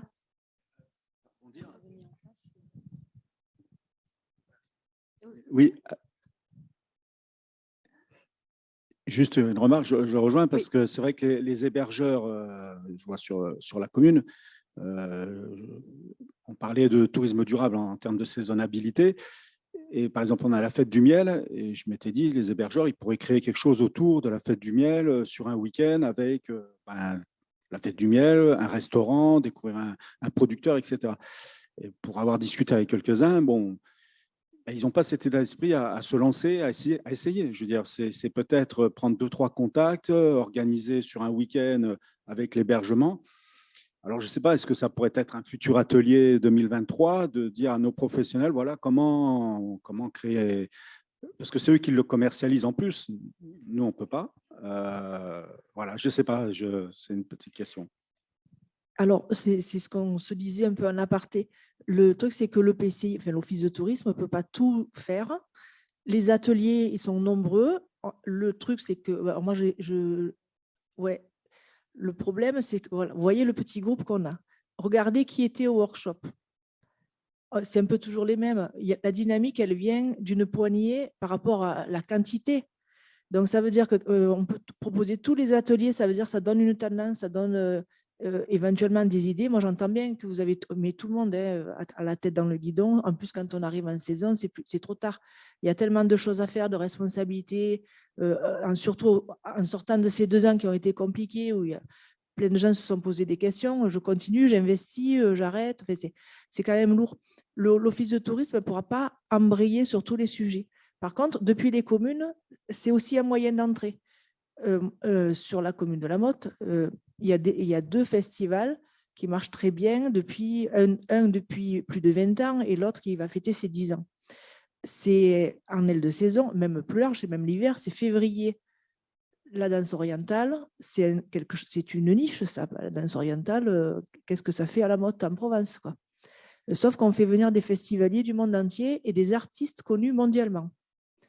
On remplit tous les hébergements des 3 villes limitrophes pendant les 10 jours autour du festival. Donc, l'association, elle a pris les devants.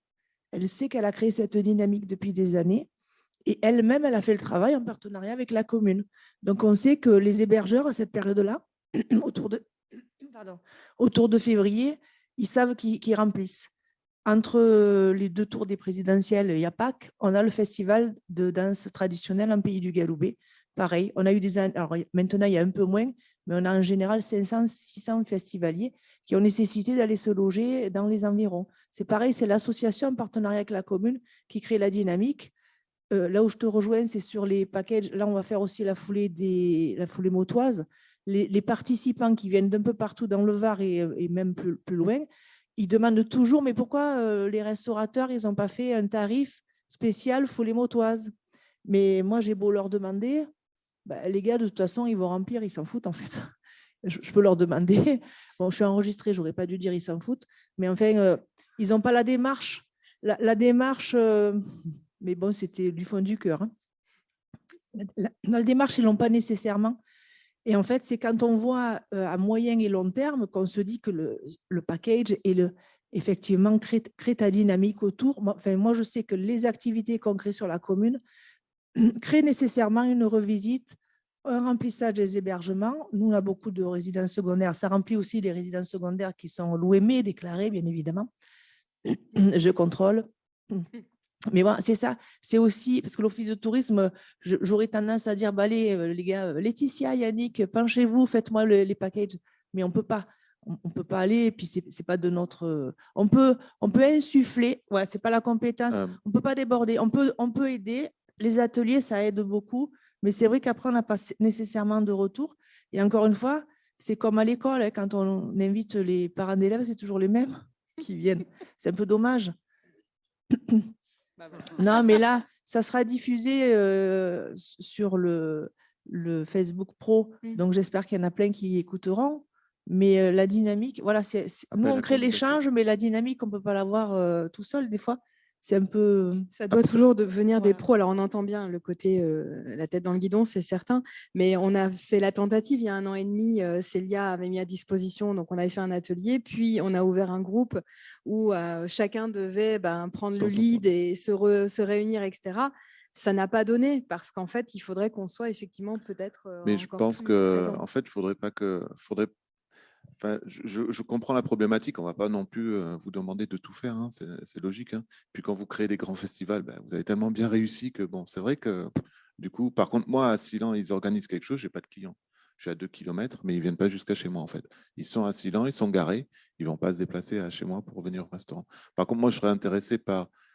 Mais en fait, voilà, c'est une réflexion qu'on pourrait avoir. On n'est pas nombreux ici aujourd'hui, mais de temps en temps, sur les ateliers, on est nombreux. Peut-être que justement, les 2, 3 ou les 4, 5 qui sont un peu plus... on pourrait avoir peut-être une réflexion pour trouver quelque chose où justement, vous ne faites pas tout. Nous aussi, on contribue, mais je ne sais pas, une solution ou quelque chose qu'on pourrait mettre en place ou peut-être... je sais pas, on peut penser à un acteur externe qu'on rémunérait chacun un petit peu, un petit bout sur le truc qui pourrait fédérer ce restaurant-là, il pourrait aller avec ces trucs-là. Enfin, il y a plein de choses, mais peut-être voilà, avoir une journée de travail où on peut échanger autour de ça. Alors, si j'ai bien compris, pour les foulées motoises, c'était l'association qui organise, qui se met en relation avec d'autres acteurs.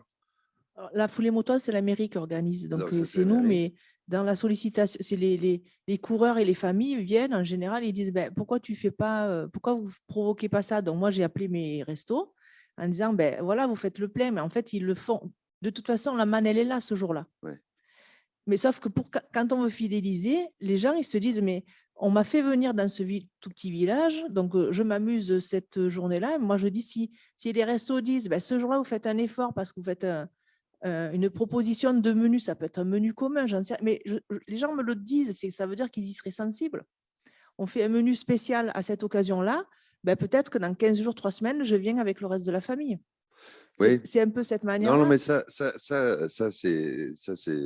pas un souci. Moi, je pensais plus à l'histoire d'organisation. C'est vrai qu'il y a certaines manifestations qui sont gérées par des associations.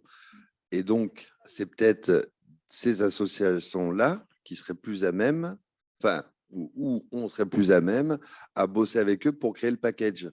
Voilà, en fait, c'était dans ce sens-là. C'est exactement pour ça que je le disais. Localement, c'est ce qu'ils ont fait. Ouais. C'est les 2 présidents d'associations hyper dynamiques. Voilà, ouais. Mais alors, c'est sûr qu'un festival, ça ne s'organise pas à la minute. C'est d'un an sur l'autre, l'organisation. Et ils vont pêcher. Donc, la danse orientale, par exemple, elle va chercher, elle crée un peu, on peut appeler ça des packages.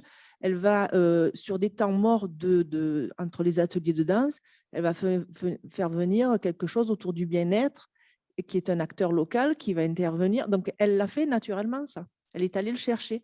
Mais les associations, il y en a qui sont hyper dynamiques et qui créent plein de choses. Aux arcs, il y a plein d'activités comme ça annexes qui ne sont pas forcément communales. Et donc, cette dynamique, elle peut venir là, pas par vous directement, mais c'est eux qui pourraient venir vous chercher également, quoi. Je trouvais que c'était intéressant, ce biais-là, pas forcément de notre côté, quoi. Exactement. C'est se rapprocher de vos communes, de voir les actions qui sont déjà en place et de se raccrocher au marronnier, finalement. Qu'est-ce qui est en place? Qu'est-ce que je peux proposer pour m'adjoindre? Après, j'entendais, Jeff, quelque chose de très précis. Est-ce qu'il n'y a pas possibilité de prévoir des navettes ou d'indiquer pour que les gens remontent, puisque les 2 kilomètres ne sont pas non plus...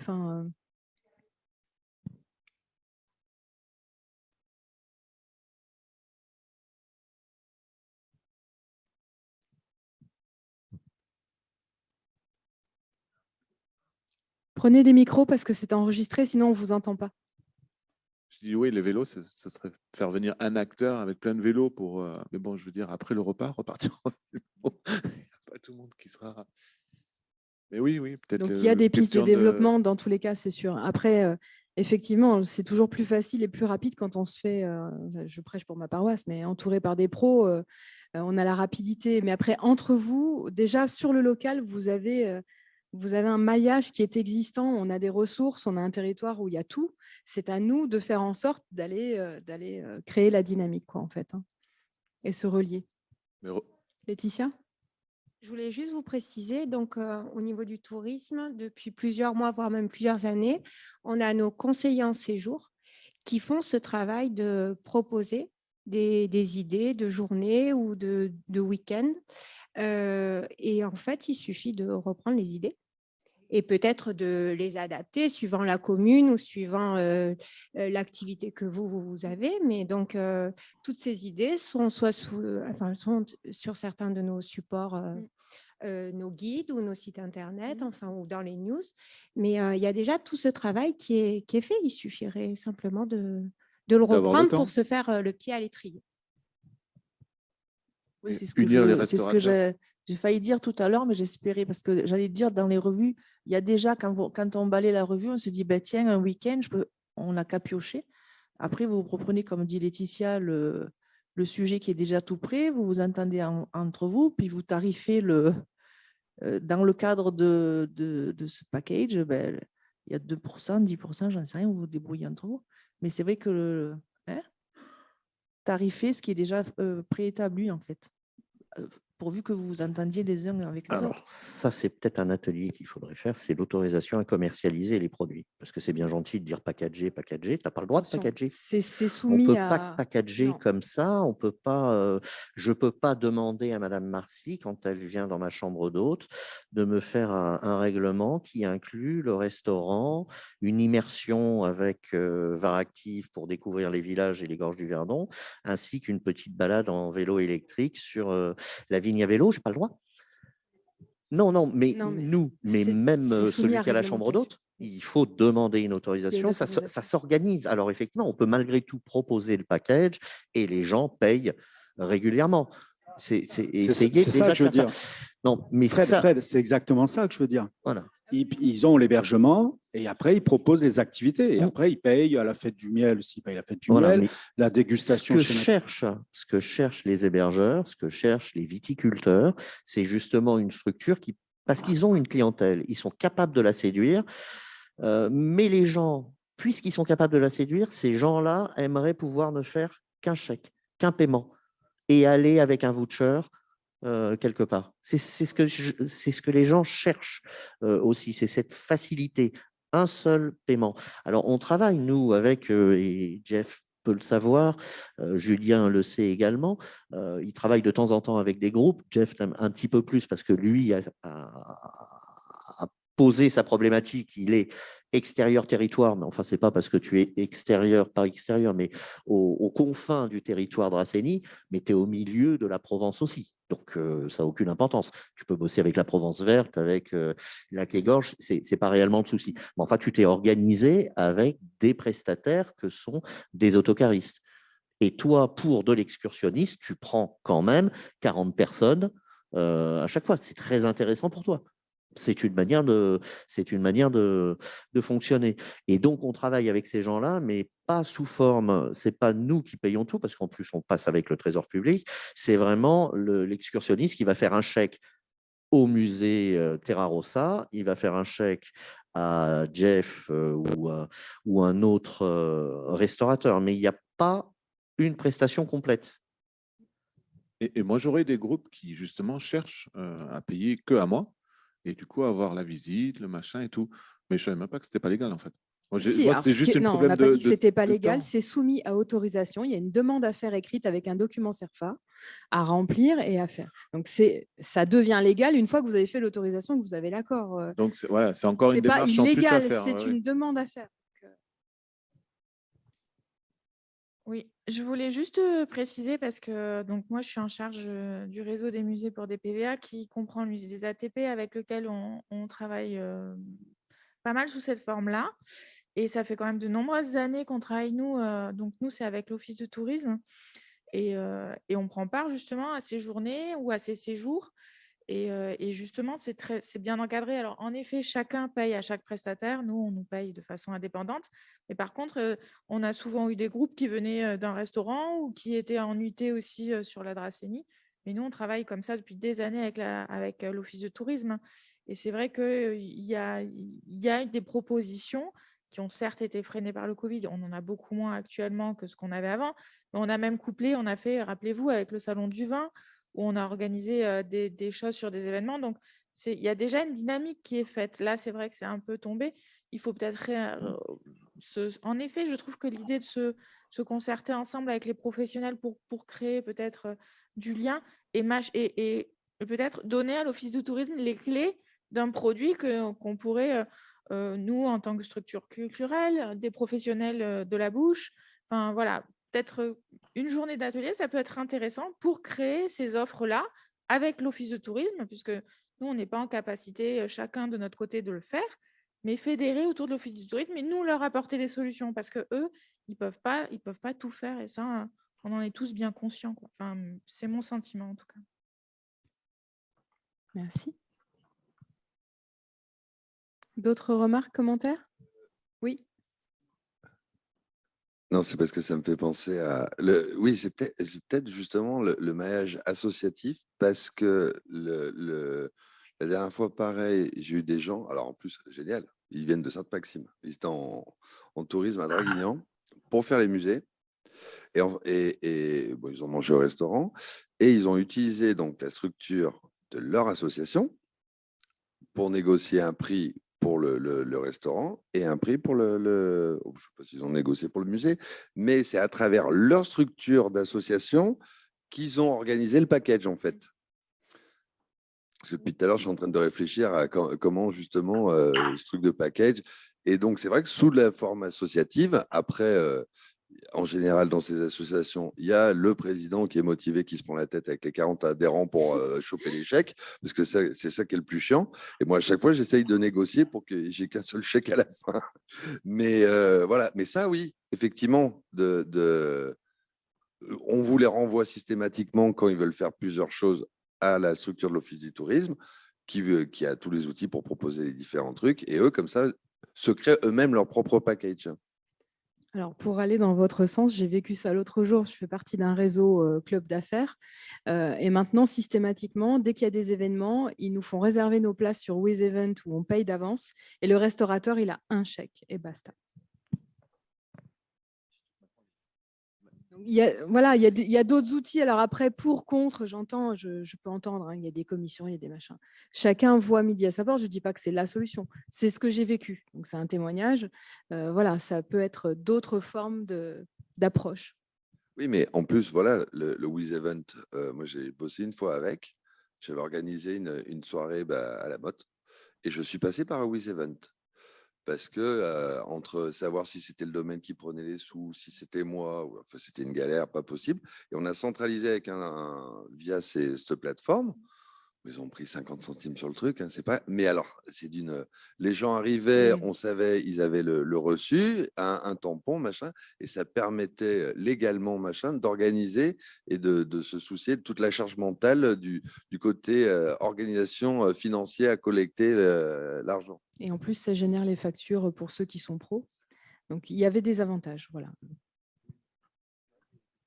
C'est le support qu'on utilise sur la commune des Arts pour les... WizEvent crée donc les packages, en fait, c'est ça? Non, en fait, tu vas sur WizEvent, tu crées tes packages avec tes places limitées, tous les éléments, et après, c'est réservé automatiquement. Tu sais à une heure près combien de personnes sont inscrites, combien ont réservé, combien ont payé, etc. Et après, oui, après, ils émettent les tickets. Voilà. Prenez un micro. Oui, pardon. Donc, en fait, c'est le WizEvent est juste la base. C'est-à-dire, on crée son événement, on le met sur WizEvent. Dans sa communication sur l'événement, les gens, on leur dit que pour réserver leur place, ils réservent via une carte bleue sur Internet. WizEvent collecte l'argent et après, vous reverse le jour de l'événement. Ils ne s'occupent pas du document CERFA, tout ça? Non, ok. Et non, parce que eux, en fait, c'est juste en fait une centralisation. Oui, c'est un collecteur. Voilà. C'est une plateforme. C'est pour ça que je disais, chacun voit midi, si ça vous correspond en termes d'éthique, etc. C'est un outil. Non, mais le même principe serait bien avec justement mis à autorisation, vous avez dit. Enfin, le même acteur que WizEvent avec l'autorisation dedans. Voilà. Ouais, ça serait aussi un truc. Là, ils ne font pas de package, hein. C'est juste une plateforme de collecte. Voilà. C'est vous qui mettez sur la plateforme, vous créez votre événement, vous invitez les personnes elles vont régler en toute autonomie. Elles ont une facturette à la fin, enfin un justificatif de paiement. Et vous recevez, alors, par contre, vous êtes payé rubis sur l'ongle. Hein. La date de virement, elle est prévue d'avance. Vous avez votre virement qui arrive. Voilà. C'est transparent. C'est un outil, il y en a beaucoup d'autres. Hein. Je ne suis pas en train de faire la promotion. Je témoignais simplement que c'était pratique. Quoi. Voilà. Oui, bah, surtout que, bon, on a parlé de celui-là, mais c'est comme le principe maintenant qui se fait de plus en plus, un anniversaire, un mariage, on collecte l'argent via… parce que sinon, sans l'outil collecteur, oui. Et je te donne un chèque, et je te donne des espèces, et il faut noter, il faut savoir. Ou tu me fais l'avance, et puis ça vient jamais. Tu me fais l'avance, et hop, hop. Et donc, oui, effectivement, c'est rentré de plus en plus quand même dans les habitudes. Absolument. Et dernier point, en plus, c'est dépersonnalisé. Et je vous garantis que pour la personne qui organise, c'est un bonheur parce qu'il n'y a pas de justement je t'avance. Non, c'est tu as payé, tu as ta place. Tu n'as pas payé, tu n'as pas ta place. Donc ça limite les trucs. Et comme ça, on se concentre que sur l'essentiel. Est-ce que donner envie à la personne de venir, si elle a envie, bah, du coup, elle fait la démarche pour réserver. C'est ça, c'est le rôle de la tierce personne neutre. Donc, on n'a plus le relationnel et la confrontation, rappeler 50 fois les gens. Ceux qui veulent venir, ils réservent, point. Et ils payent. Donc, c'est pratique. Plus d'interventions? Je vous remercie tous de votre présence et pour ceux qui nous ont suivis et qui vont nous suivre sur le replay. On va vous mettre les outils à disposition parce qu'il y a toutes les sources des études que j'ai compilées. Il y en avait quand même pas mal. Donc, le PDF sera certainement envoyé via Laetitia. Voilà, merci. Et puis, du coup, vous aurez évidemment le replay sur la page des pros du tourisme Andrasseni sur Facebook. Oui, merci Céline. C'est toujours très intéressant tes interventions. Alors, même s'il y a des choses qu'on sait, c'est bien de se les entendre redire. En fait, hein, on est sur les mêmes problématiques, donc c'est bien de mettre le point dessus. Moi, je retiendrai quand même une chose, c'est qu'on va avoir un super été, une super saison 2022, et puis qu'on a 2 ans à se perfectionner dans les langues. C'est ça. Parce que quand même, c'est quand même vraiment le premier sujet du diagnostic de départ, hein, et pas que la Dracénie, mais en France en général, on va dire, le Var peut-être en particulier. Et puis que trop longtemps, on s'est dit, on a le soleil, on est plus ou moins sympa, mais il y a du monde. Et maintenant, il faut être très sympa. Et puis, il faut parler les langues étrangères. Si on veut que les gens reviennent chez nous et puis qu'ils soient aussi attachés que nous au territoire. Donc, belle saison à tout le monde. Et merci de votre participation. Merci Céline. Merci à vous. Bonne saison à tous.